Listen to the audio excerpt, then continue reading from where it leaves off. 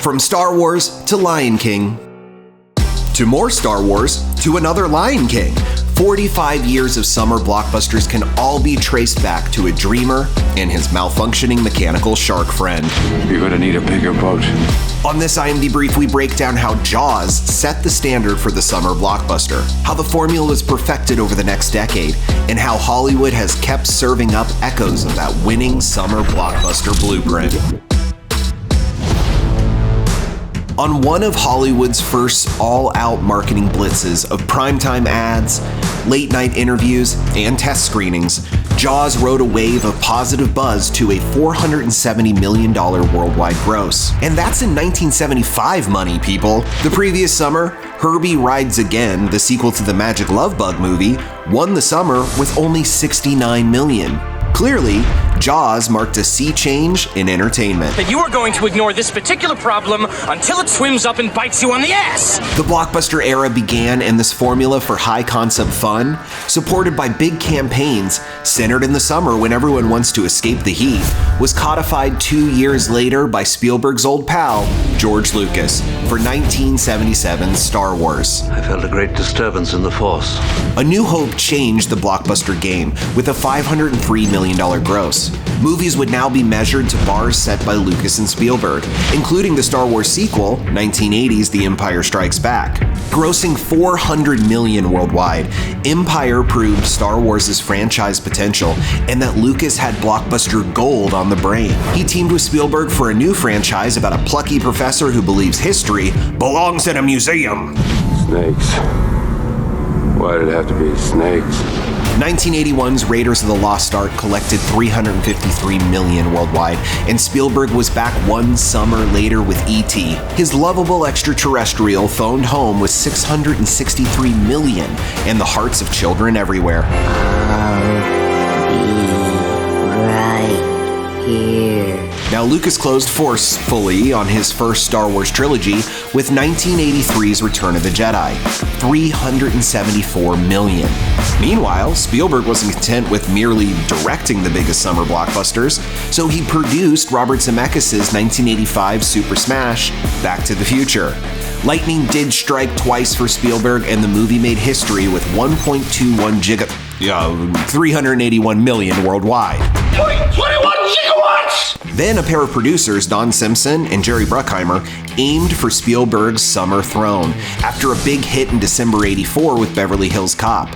And they waged that war with a certain smiling aviator who was about to become a bona fide movie star. So you're the one. Yes, ma'am.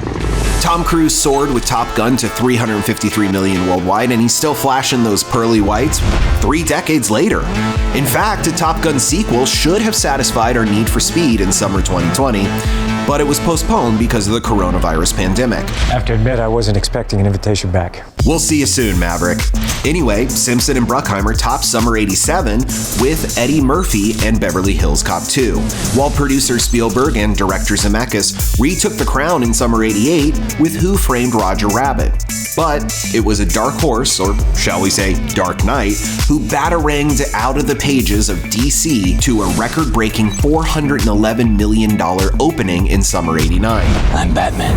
On the cape and cowl of Batman, superhero movies first entered the summer blockbuster rotation of high-concept hijinks, or Simpson and Bruckheimer explosions, or the ever-popular Spielbergian surefires. Jurassic Park's $912 million gross in '93 made the former measure of a summer blockbuster extinct. But a 1994 Disney movie put animation into the ring for King of the Summer for the first time. The Lion King clawed up $763 million, a record for animation, and 25 years later, a so-called photorealistic update grossed $1.6 billion for the Mouse House. Between these lions, every top summer blockbuster can be traced back to the first 19 years of establishing the recipe for box office success. So, here goes nothing.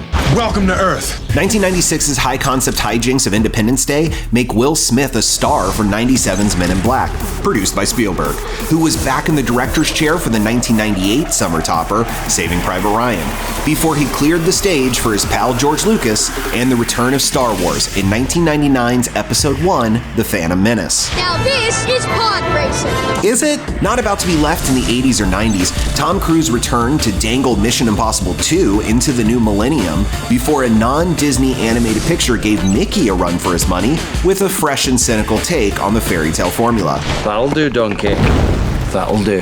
After Shrek, animation, Sam Raimi's spin on Spider-Man is the toast of 2002, superhero, while Finding Nemo, animation, swam to the top of summer 03, before Shrek, even more animation, returned for a second adventure in 2004. You're a Stallion, baby! 05 was another end to a Star Wars trilogy, before producer Bruckheimer found his footing in 06 with a Pirates of the Caribbean sequel, and Sam Raimi's third and final Spider-Man webbed up 07.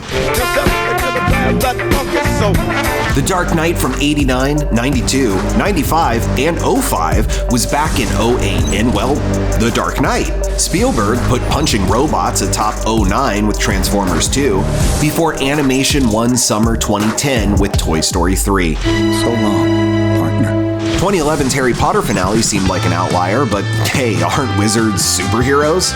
Doctor Strange sure is, and speaking of, it was his pals on the Avengers that rocketed to the top of 2012 to pave the way for Marvel's continued domination of the box office. But what are we, a team? 2013 and 2014 went to Marvel superheroes, while 2015's Jurassic World proved Spielberg and his dinosaurs were far from extinct. 2016 was a win for animation, 2017 for a certain superheroine, and 2018 combined the two for Incredibles 2. I'll be back before the previews are over. 2019's The Lion King was our last summer blockbuster, for now. But you can bet that some combination of Bruckheimer or Spielberg, cartoons or superheroes, or maybe it's the one where Tom Cruise literally goes into space, will be back on top come summer 2021. One of life's mysteries, sir. You said it. For more blockbusting entertainment and trending stories, stay glued to imdb.com/imdbrief.